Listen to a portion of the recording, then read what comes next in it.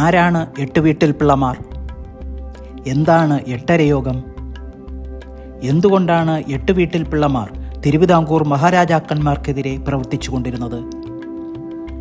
ആധുനിക തിരുവിതാംകൂറിൻ്റെ പിതാവ് എന്നറിയപ്പെടുന്ന മാർത്താണ്ഡവർമ്മ മഹാരാജാവ് എട്ടുവീട്ടിൽ പിള്ളമാരെ കഴിവിലേറ്റി അവരുടെ കുടുംബാംഗങ്ങളെ നാടുകടത്തി തറവാടുകളെ കുളം തോണ്ടിയത് എന്തിനാണ്? ഉത്തരം തേടാം. ഇത് നമ്മുടെ ചരിത്രം, തിരുവിതാംകൂറിൻ്റെ ചരിത്രം. പത്മനാഭസ്വാമി ക്ഷേത്രം ഉൾപ്പെടെയുള്ള ക്ഷേത്രകാര്യങ്ങൾക്കായി AD 1050 രൂപീകൃതമായ ഒരു സംഘടനയാണ് എട്ടരയോഗം. ഓരോരുത്തർക്കും പ്രത്യേകമായി വോട്ടവകാശമുള്ള 8 പോറ്റി ബ്രാഹ്മണരും സാധാരണ വോട്ട് പോലും ചെയ്യാൻ അർഹതയില്ലാത്ത അര അംഗത്വം മാത്രമുള്ള രാജാവും കൂടിച്ചേർന്ന ഒരു സംഘമായിരുന്നു എട്ടരയോഗം.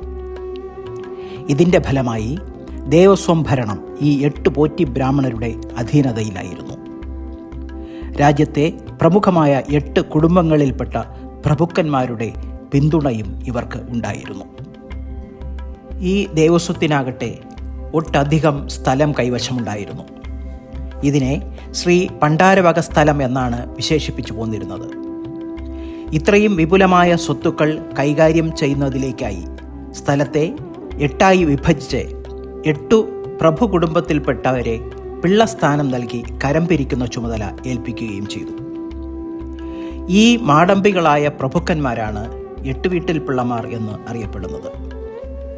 കഴക്കൂട്ടത്ത് പിള്ള, രാമനാമഠം പിള്ള, ചെമ്പഴന്തി പിള്ള, കുടമൺ പിള്ള, വെങ്ങാനൂർ പിള്ള, മാർത്താണ്ഡമഠം പിള്ള, പള്ളിച്ചൽ പിള്ള, കുളത്തൂർ പിള്ള എന്നിവരായിരുന്നു ഈ എട്ടുവീട്ടിൽ പിള്ളമാർ. രാജാവിന് ഇവരുടെ മേൽ യാതൊരുവിധ അധികാരങ്ങളോ നിയന്ത്രണങ്ങളോ ഇല്ലായിരുന്നു. ക്രമേണ രാജവാഴ്ചയെ ചോദ്യം ചെയ്യത്തക്ക വിധം ഇവർ ശക്തി പ്രാപിച്ചുകൊണ്ടിരുന്നു. എട്ടുവീട്ടിൽ പിള്ളമാർക്ക് തിരുവിതാംകൂർ രാജാക്കന്മാരോടുള്ള പകയ്ക്ക് കാരണങ്ങൾ പലതായിരുന്നു. രാജാവ് നിരന്തരം ഈ പ്രമുഖന്മാരുടെ രാജ്യദ്രോഹ പ്രവൃത്തികളെ ചോദ്യം ചെയ്യുമായിരുന്നു. രാജ്യ പുരോഗതിക്ക് ഉതവേണ്ടുന്ന ധനം മുഴുവൻ ഈ 8 പ്രഭു കുടുംബങ്ങളിൽ മാത്രം കേന്ദ്രീകരിച്ചിരുന്നു.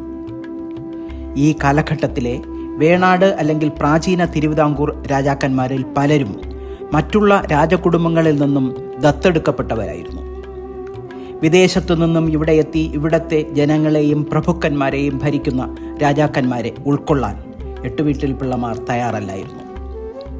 അങ്ങനെ എട്ടുവീട്ടിൽ പിള്ളമാർക്ക് രാജാവിനോടും രാജകുടുംബത്തോടുമുള്ള പക നൂറ്റാണ്ടുകൾ നിലനിന്നു. 1661 ആദിത്യവർമ്മ പ്രാചീന തിരുവിതാംകൂറിൻ്റെ മഹാരാജാവായി സ്ഥാനാരോഹണം ചെയ്യപ്പെടുന്നു. തിരുവനന്തപുരത്തു നിന്നും 30 മൈൽ അകലെയുള്ള ശ്രീ വാഴുംകോട് ആയിരുന്നു രാജാവിൻ്റെ ആസ്ഥാനം. കന്യാകുമാരി ജില്ലയിൽ പത്മനാഭപുരത്തിന് സമീപത്തായി തിരുവിതാംകോട് എന്ന പേരിൽ ഈ സ്ഥലം ഇന്ന് അറിയപ്പെടുന്നു. തിരുവനന്തപുരത്ത് ഒരു കൊട്ടാരം നിർമ്മിക്കുവാനുള്ള രാജാവിൻ്റെ തീരുമാനം എട്ടുവീട്ടിൽ പിള്ളമാർക്കും യോഗക്കാർക്കും രുചിക്കുന്നില്ല. ദേവസ്വത്തിൻ്റെ വരവ് ചെലവ് കണക്കുകളെ സംബന്ധിച്ച് രാജാവ് നിഷ്കർഷ കാണിക്കുക കൂടി ചെയ്തപ്പോൾ ഈ അമർഷം രൂക്ഷമാവുകയും ചെയ്തു. നിർമ്മിച്ച കൊട്ടാരം കുറച്ചു വർഷങ്ങൾക്ക് ശേഷം ഒരു രാത്രിയിൽ തീവച്ച് നശിപ്പിക്കുകയുണ്ടായി. ഇതിനുശേഷം തിരുവനന്തപുരത്ത് എത്തുമ്പോൾ രാജാവ് താമസിച്ചിരുന്നത് കിള്ളിയാറ്റിൻ്റെ തീരത്തുള്ള പുത്തൻകോട്ട കൊട്ടാരത്തിലായിരുന്നു. ഈ നാളുകളിൽ പത്മനാഭസ്വാമി ക്ഷേത്രത്തിലെ പൂജ കഴിഞ്ഞ് പ്രസാദം രാജാവിന് കൊടുത്തയക്കുക പതിവായിരുന്നു. ഒരു ദിവസം ഈ മധുര ഭക്ഷണത്തിൽ വിഷം കലർത്തി അത് ഭക്ഷിച്ച രാജാവ് അസുഖം ബാധിച്ച് മരണമടയുന്നു. ആദിത്യവർമ്മ മഹാരാജാവ് മരണമടയുന്ന സന്ദർഭത്തിൽ അദ്ദേഹത്തിൻ്റെ അനന്തരവളായ ഉമയമ്മ റാണിയും പ്രായപൂർത്തിയെത്താത്ത അവരുടെ 6 പുത്രന്മാരും ആയിരുന്നു രാജകുടുംബാംഗങ്ങൾ. രാജകുടുംബത്തെ ഉന്മൂലനം ചെയ്യുക എന്നതായിരുന്നു എട്ടുവീട്ടിൽ പിള്ളമാരുടെയും യോഗക്കാരുടെയും ലക്ഷ്യം. 1677 ഉമയമ്മ റീജന്റ് മഹാറാണിയായി അധികാരമേൽക്കുന്നു.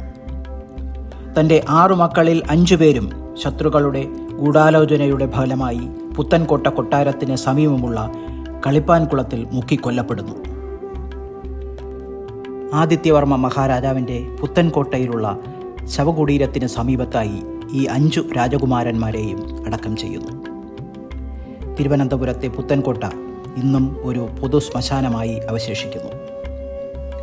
ശേഷിക്കുന്ന 9 വയസ്സുള്ള ഏക മകനുമായി പ്രാണരക്ഷാർത്ഥം ഉമയമ്മ റാണി നെടുമങ്ങാട് കൊട്ടാരത്തിലേക്ക് താമസം മാറ്റുന്നു. ഈ രാജകുമാരന് 16 വയസ്സ് തികയുന്ന 1684 രാജാവായി അഭിഷേകം ചെയ്യപ്പെട്ടു. ഈ ഭരണാധികാരിയാണ് രവിവർമ്മ മഹാരാജാവ്. മരുമക്കത്തായം നിലനിന്നിരുന്ന അക്കാലത്ത് അനന്തരാവകാശികൾ ഇല്ലാതിരുന്നതിനാൽ രവിവർമ്മ മഹാരാജാവ് കോലത്തുനാട്ടിൽ നിന്നും 2 ആൺകുട്ടികളെയും 2 പെൺകുട്ടികളെയും ദത്തെടുക്കുന്നു. ഇതിൽ ഒരു തമ്പുരാട്ടി 1706 ഒരു പുത്രനു ജന്മം കൊടുത്തു.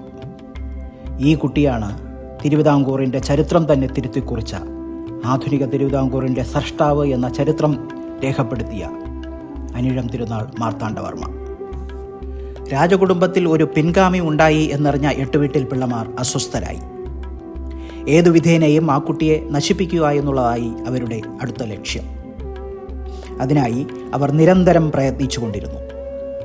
14 വയസ്സെത്തിയ ഈ രാജകുമാരൻ മാടമ്പിമാരുടെ പ്രതികാരത്തിനു പാത്രമാകാതിരിക്കാനായി പലപ്പോഴും പല സ്ഥലങ്ങളിലായി മാറി മാറി താമസിക്കേണ്ടി വന്നു. മാർത്താണ്ഡവർമ്മയ്ക്ക് വേഷപ്രച്ഛന്നനായി ശ്രീവാഴുംകോട്, മാവേലിക്കര, ആറ്റിങ്ങൽ എന്നീ സ്ഥലങ്ങളിൽ മാറി മാറി കഴിച്ചുകൂട്ടേണ്ടി വന്നിട്ടുണ്ട്. അദ്ദേഹത്തിൻ്റെ യാത്രാവേളകളിൽ നിരന്തരം എട്ടുവീട്ടിൽ പിള്ളമാരുടെ വധശ്രമം നടക്കാറുണ്ടായിരുന്നു. ഒരിക്കൽ ശ്രീവാഴുംകോട് നിന്നും തിരുവനന്തപുരത്തേക്കുള്ള യാത്രാമധ്യേ വധശ്രമത്തിൽ നിന്നും രക്ഷ നേടാനായി ഒരു പ്ലാവിൻ്റെ പൊത്തിൽ ഒളിച്ചിരിക്കേണ്ടി വന്നിട്ടുണ്ട് മാർത്താണ്ഡവർമ്മയ്ക്ക്.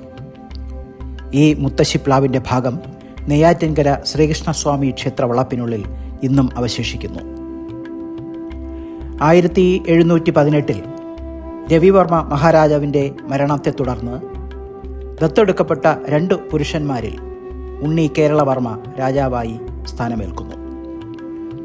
6 കൊല്ലത്തെ ഭരണത്തിനു ശേഷം ഉണ്ണി കേരളവർമ്മ മരണമടഞ്ഞതിനെ തുടർന്ന് അദ്ദേഹത്തിൻ്റെ സഹോദരനും മാർത്താണ്ഡവർമ്മയുടെ ഇളയ അമ്മാവനുമായ രാമവർമ്മ രാജാവായി. 1729 രാമവർമ്മ മഹാരാജാവ് മരണമടയുന്നു. തുടർന്ന് തൻ്റെ 23-ാം വയസ്സിൽ മാർത്താണ്ഡവർമ്മ മഹാരാജാവായി സ്ഥാനാരോഹണം ചെയ്യപ്പെടുന്നു. അധികാരമേറ്റ മാർത്താണ്ഡവർമ്മ മഹാരാജാവിനെ അഭിമുഖീകരിക്കേണ്ടി വന്ന പ്രശ്നങ്ങൾ പലതായിരുന്നു. ക്ഷയിച്ചുകൊണ്ടിരിക്കുന്ന സാമ്പത്തിക സ്ഥിതി, ഉദാസീനരും വിഘടിതരുമായ ഉദ്യോഗസ്ഥന്മാരുടെ കുത്തഴിഞ്ഞ സംവിധാനം, ആഭ്യന്തര കലാപത്തിൻ്റെ വക്കുവരെ എത്തി നിൽക്കുന്ന മാടമ്പിമാരുടെ ദ്രോഹപ്രവർത്തനങ്ങൾ എന്നിവ ചിലതുമാത്രം. അവയെ ധീരമായും നിശ്ചയദാർഢ്യത്തോടുകൂടിയും നേരിട്ട് തൻ്റെ കഴിവ് മുഴുവൻ ജനക്ഷേമത്തിനു വേണ്ടി അർപ്പിച്ച മഹാനായിരുന്നു അനിഴം തിരുനാൾ മാർത്താണ്ഡവർമ്മ മഹാരാജാവ്. യോഗക്കാരും എട്ടുവീട്ടിൽ പിള്ളമാരും മുൻ രാജാവിൻ്റെ 2 മക്കളായ പപ്പുത്തമ്പിയെയും രാമൻ തമ്പിയെയും കൂട്ടുപിടിച്ച് രാജാവിനെതിരെയുള്ള ദ്രോഹപ്രവൃത്തികൾ തുടർന്നുകൊണ്ടിരുന്നു. തൻ്റെ ചാരസംഘം മുഖേന ഇവരുടെ പ്രവൃത്തികൾ മുഴുവൻ മനസ്സിലാക്കുവാൻ രാജാവിന് കഴിഞ്ഞിരുന്നു. തന്നെ വധിക്കുക എന്നതാണ് അവരുടെ ലക്ഷ്യം എന്നും അദ്ദേഹം മനസ്സിലാക്കി.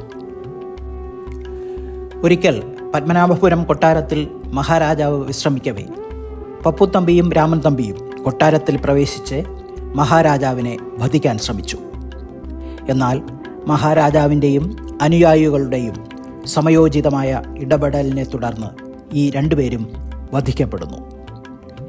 ഈ വിവരം അറിഞ്ഞ എട്ടുവീട്ടിൽ പിള്ളമാർ നാട്ടിൽ കലാപം അഴിച്ചുവിടുന്നു. തുടർന്ന് മഹാരാജാവ് എട്ടുവീട്ടിൽ പിള്ളമാരെ തടവിലാക്കി രാജാവിൻ്റെ മുമ്പിൽ ഹാജരാക്കാൻ ഉത്തരവിടുന്നു. മഹാരാജാവ് പത്മനാഭപുരം കൊട്ടാരത്തിൽ വെച്ച് എട്ടുവീട്ടിൽ പിള്ളമാർ ഉൾപ്പെടെ 42 കുറ്റവാളികളെ വിചാരണ നടത്തി തൂക്കിക്കൊല്ലാൻ വിധിച്ചു. കൽക്കുളത്തു നിന്നും വടക്കു പടിഞ്ഞാറായി മുഖമണ്ഡപം എന്ന സ്ഥലത്ത് വെച്ച് ഇവരെയെല്ലാം തൂക്കിക്കൊല്ലുകയുണ്ടായി. അനന്തരം മാടമ്പികളുടെയും എട്ടുവീട്ടിൽ പിള്ളമാരുടെയും വംശനാശം നടത്തണമെന്ന് പ്രതിജ്ഞാബദ്ധനായിരുന്നു മഹാരാജാവ്. ഈ തറവാടുകളിലുള്ള സ്ത്രീകളെയും കുട്ടികളെയും മുക്കുവന്മാർക്ക് ദാനം ചെയ്തു. ഇവരുടെ എല്ലാവരുടെയും വീടുകളും സ്ഥലങ്ങളും കണ്ടുകെട്ടുകയും തറവാടുകൾ അത്രയും പൊളിച്ച് കുളം തോണ്ടുകയും ചെയ്തു. ഈ സംഭവത്തോടുകൂടി തിരുവിതാംകൂറിൻ്റെ ചരിത്രത്തിൽ നൂറ്റാണ്ടുകൾ നീണ്ടുനിന്ന ഒരു അധ്യായം അവസാനിക്കുകയായിരുന്നു.